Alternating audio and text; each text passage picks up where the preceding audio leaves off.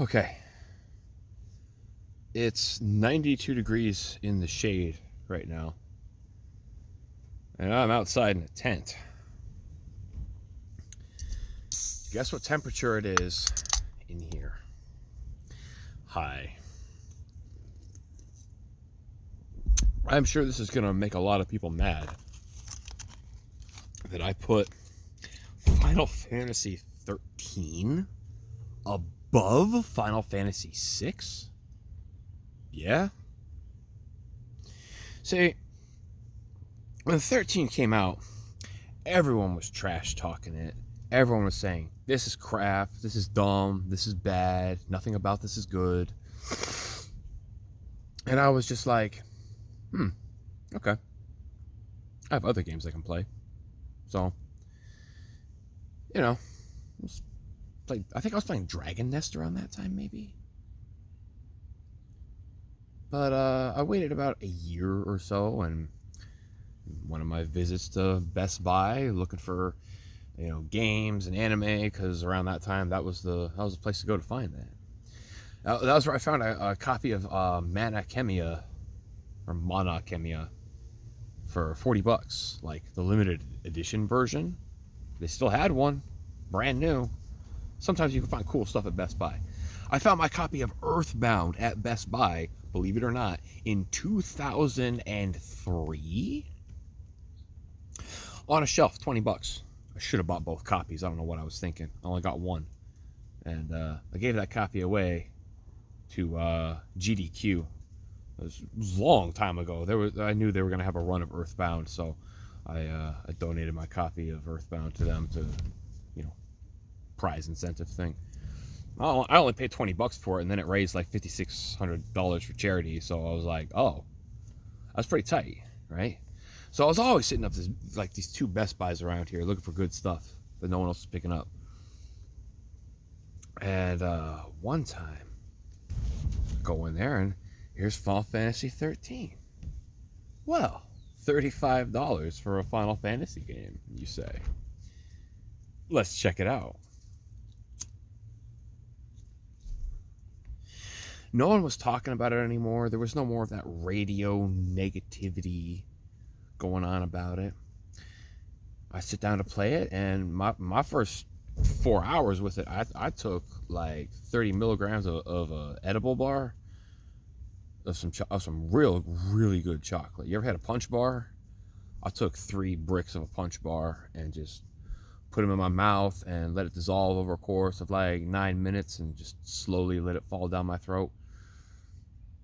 Got on a futon, laid on the ground, and just played Final Fantasy 13 for like 5 hours.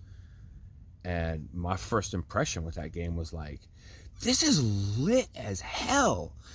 This is lit up like a Christmas tree lot on fire. Bro, I'm into this. What was everyone complaining about? Music, fire. Graphics, fire. Not just the graphics, but the aesthetic design of the environments. The character designs. The visual effects of using skills and abilities in combat. The graphic user interface. I forgot to mention Final Fantasy VIII doesn't even have a GUI. Everything's a gray window, or it's just numbers and names with transparency and has no design elements. At least Final Fantasy X's UI looked dope as hell. So stylish. I did like that about it. But here we come, baby. Final Fantasy 13. I think Final Fantasy 13 is probably the peak of the series, because Final Fantasy 15 and 16 happened. And I don't know about those. Kind of feel like Final Fantasy is losing its way a little bit. I loved the active, slightly turn-based ATB stuff. Like, this is what ATB was made for. This is what the active time battle system was made for. Was Final Fantasy effing 13. Lightning, one of the coolest main characters in a Final Fantasy game. Like, dude, people talk so much crap about Hope, okay? I liked Hope. I understood Hope. He's like a 10-year-old damn kid who's caught up in the middle of a war and just watched his mother fall to her death. If you were 10 years old, how much emotional maturity would you have in that kind of environment, in that kind of a situation? I would fall apart. I wouldn't even be able to move, bro. I'd probably die from a broken heart and wouldn't be able to breathe. I mean, I don't know. That's what I would probably do. That's effed up. My cherry fell off of my ashtray. And then you get, like, you know, for a while, it kind of has like this Dragon Quest IV style. Or in Final Fantasy VI, when you have like the 3 different simultaneous stories going on, which is one of my favorite parts of Final Fantasy VI. Most of Final Fantasy 13 for a while is, you know, this Dracula narrative story of like a bunch of different narratives going on, but they're converging together slowly. And I think that's awesome. I love things like that. It's one of my favorite things about storytelling. I love things like that. Vanille was kind of weird, but she grew on me. I thought she was really charming. Fang is such a cool Dragoon. She stands toe-to-toe next to Kane Highwind, the greatest Dragoon of all time. He's only slightly cooler because of nostalgia, but Fang...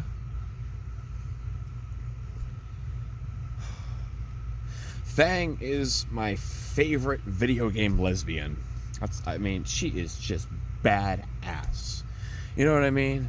She honestly truly embodies the nurturing side of her natural femininity, but really knows how to dig deep into herself and pull out a truly visceral side that no man could ever truly match. That hidden, brutal woman, the primordial, bestial woman that so many women these days talk about. Fang is that woman. And she's an effing Dragoon. She owns, dude. Snow, he's one of the coolest Final Fantasy tanks, because he's all about the hand-to-hand. He just beats and punches the crap out of everything. He doesn't care. His whole tank thing is he just blocks things with his hands and then counter-crosses things over their face. Boom! Come at me, bro. I'll put you in your effing place. I'll lay you out on the concrete. Watch what effing happens. Snow's cool. I'm down with Snow, because I knew a guy like Snow. He was a tough guy, and it was to make up for a lot of his emotional shortcomings that he didn't know how to cope with. And that's one of the great things about Hope, who Lightning becomes like his surrogate mother and teaches him how to toughen up when it's necessary, because life is unfair, and this is what you need to do to survive, bro. And Lightning, you know, this character who only cares about her sister and is closed off from everyone else, she opens up to this young child because she sees the vulnerability in herself in this child. Snow also learns how to own up to his mistakes, watching a 10-year-old kid have more maturity than him in the emotional capacity. Freaking Foz. Foz, I think, is the struggle of the black man in literally every single country that they try to exist in. He's a fantastic character as well. He represents fatherly love and determination like very few characters in any narrative I've ever seen truly encompass. Foz freaking owns.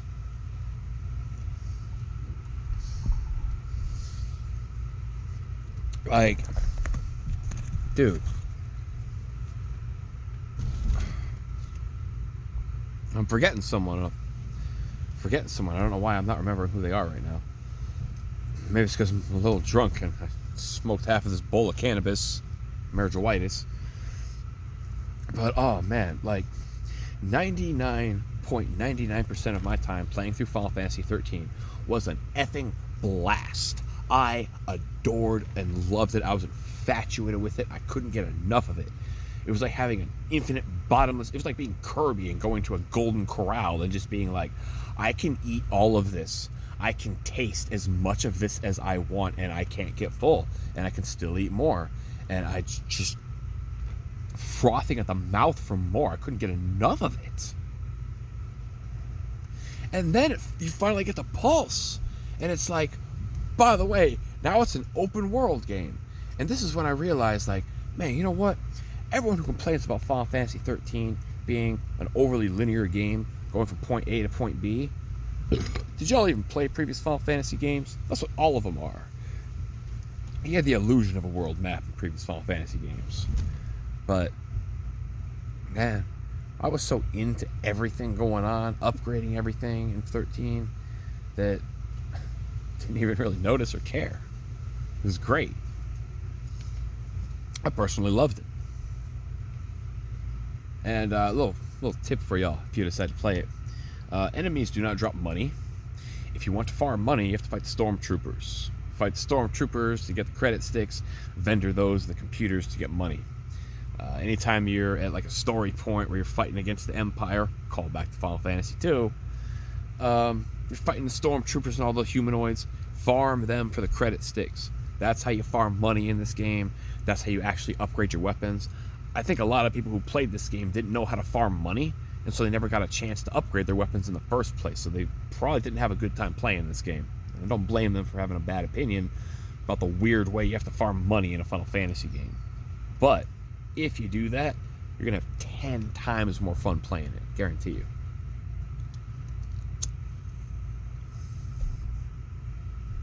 Final Fantasy IX is a warm, cozy blanket. Final Fantasy IX is much like Persona 4 in that playing it is just soothing. It blocks out any negativity going on in your life while you're going through it. The music is one of the first things that captures you. From the title screen to the character avatars and their individual quotes popping up. The world map theme, random battle music, those are two very important songs in any JRPG. And the ones in Final Fantasy IX, again, are just like an old friend who hasn't seen you in a long time, coming up to you, coming in for a handshake, but then realizing, no, we're closer than that. Bring it in. Let's just have a hug, man.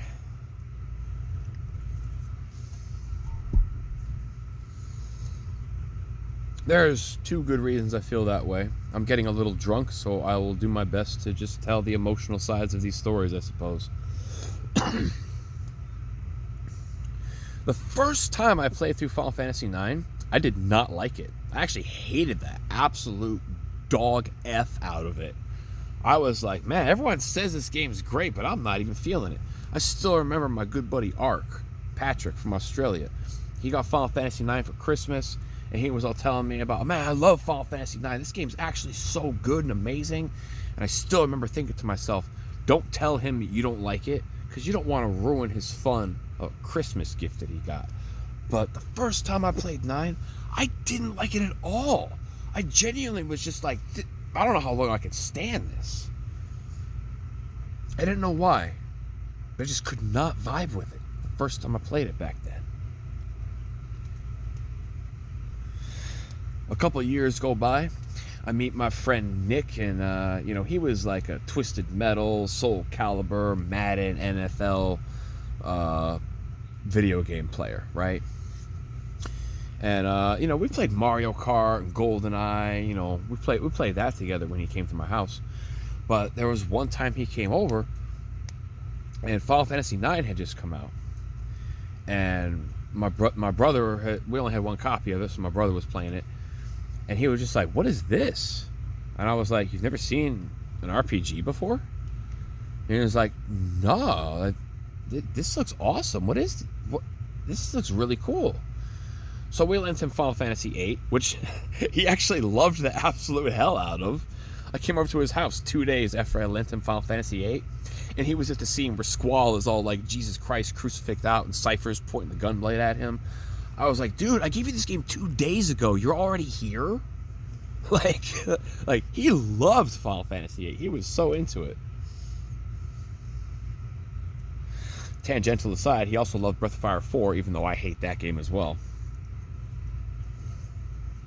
But, those were like his first JRPG experiences. And I always thought it was cool that it's like, hey, I'm glad you enjoy them at least, right? I'm glad to know that you got some satisfaction out of those, because I sure didn't. A couple months go by, my brother's done with Final Fantasy IX, and I call up Nick to come over and, you know, play some Star Fox 64 or whatever, multiplayer. And I just asked him, like, hey, actually, I haven't played Final Fantasy 9 yet. You want to play it together? And he was like, well, what do you mean? I was like, I mean, like, literally, we'll just, like, hand the controller off to each other, like, every 30 minutes or something, and, like, we'll just, like, play through the game together. And he was like, all right, for sure, let's do that. And either, you know, like, I would bring the game, and I still had, like, 15 memory cards for the PS1. I had one for Final Fantasy 9, and I would just bring the game and the memory card over to his house sometimes, or he would come over to my house and he would play it here. But it's the only Final Fantasy game that I've ever played through with another person. It's not something you normally do with the JRPG, you know? It's just not what you do. Later, just again, tangential aside, we actually ended up playing through Lunar Silver Star Story together as well later on. Because we just wanted to play every game together. So, you know, we would just if it was a single player game, we would just hand the controller off to each other. And one of my favorite memories of my entire life is when we did all the Chocobo Hot Cold. All the Chocographs. Like, we just got to disc 4 or whatever, you know, like, we're near the end of the game, and we're like, we need to go back and do all the Chocobo stuff, dude. And it was like, all right, look, all we got is, like, the light blue Chocobo that can walk through shallow water. So we got a lot to go still. And I went out to we had 3 fridges back then, so I went to the garage, the 3rd fridge, which was, like, for sodas and popsicles and ice cream sandwiches and stuff. I go out there, and there's a box of 96 Otter Pops. I took a little over half of it, about 50 Otter Pops. I come inside, I empty out the ice tray in the fridge into a punch bowl, and I get 2 pairs of scissors, so we each have one, and a little Tupperware jar to put the little plastic tips that we're going to be cutting off. And we sat there for 6.5 freaking hours, from like 3 o'clock-ish and getting on near 10 o'clock.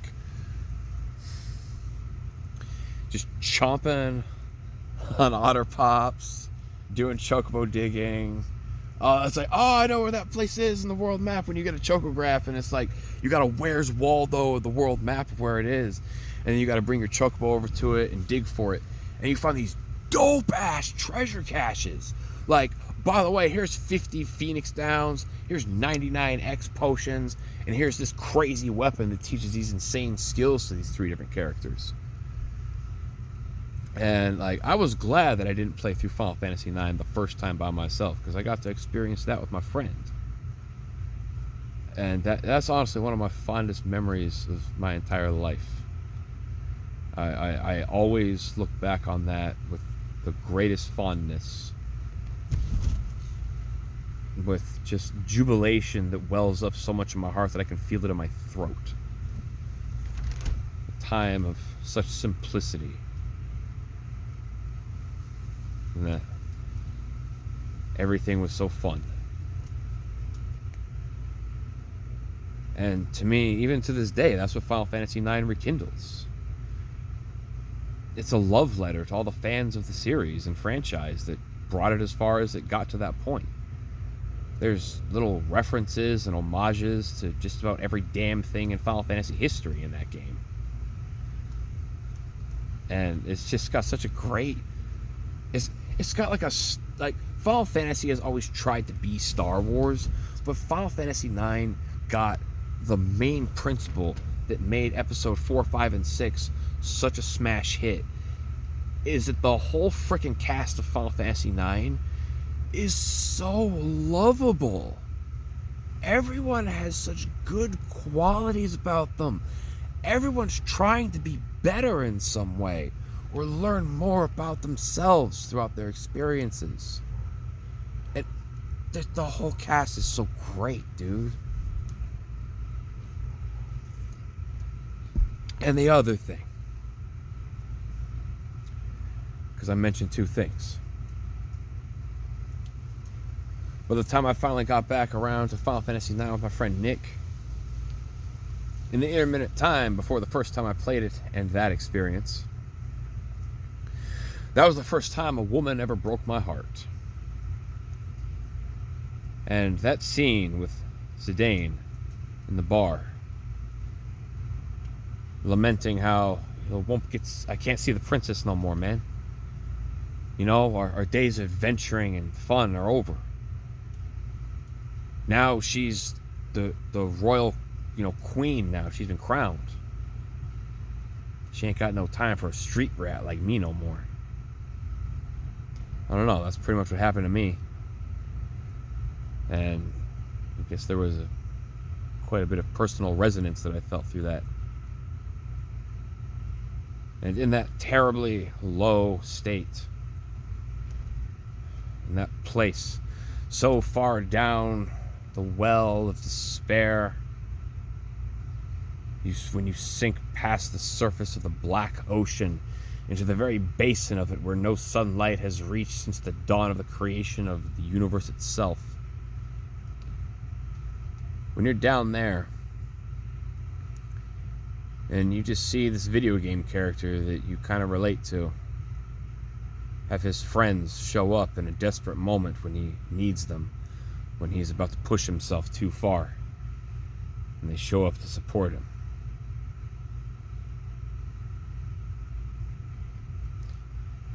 Yeah. That mattered to me. At that moment. I needed to see that.